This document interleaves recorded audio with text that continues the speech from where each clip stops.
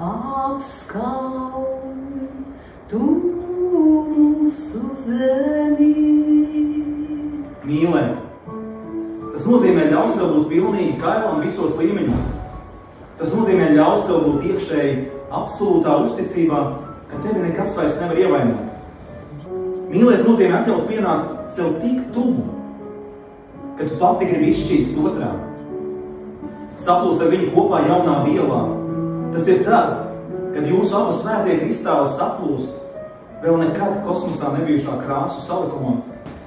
Es uzrakstīju grāmatu, un šī grāmata mani atveda pie Ineses.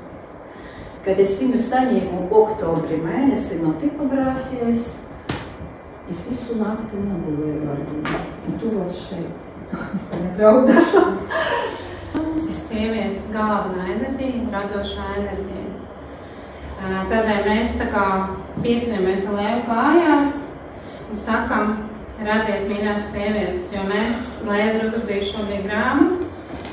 Es esmu uzradījusi daudz gleznas, kur ir tie stāsti mani personīgie, kā mani manas gleznas atveda pie manas mīlestības. Tas ir vienkārši fakts. Tāpēc, ka tas radošums ir pāri visam, ja sieviete zina savu radošumu sevī, pārējās durvis viņām ir vaļā. Tieši sievietēm. Tāpēc, ka tad, kad sievietes atver savas durvis, tad vīrietis viņas sadzirdos.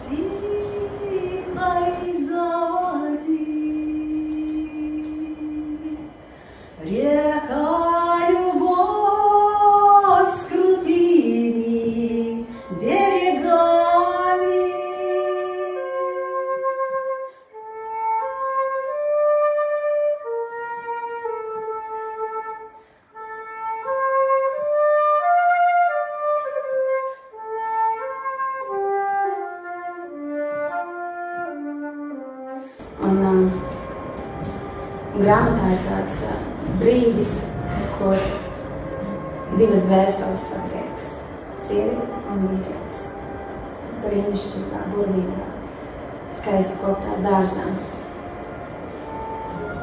Bet man tas atsauc atmiņā ļoti īpašu brīdi, tad, kad es biju satikusi kādu dvēseli, kuram bija burvīgi kopts dārs, kurā es jutos vienkārši kā mājās, fantastiski.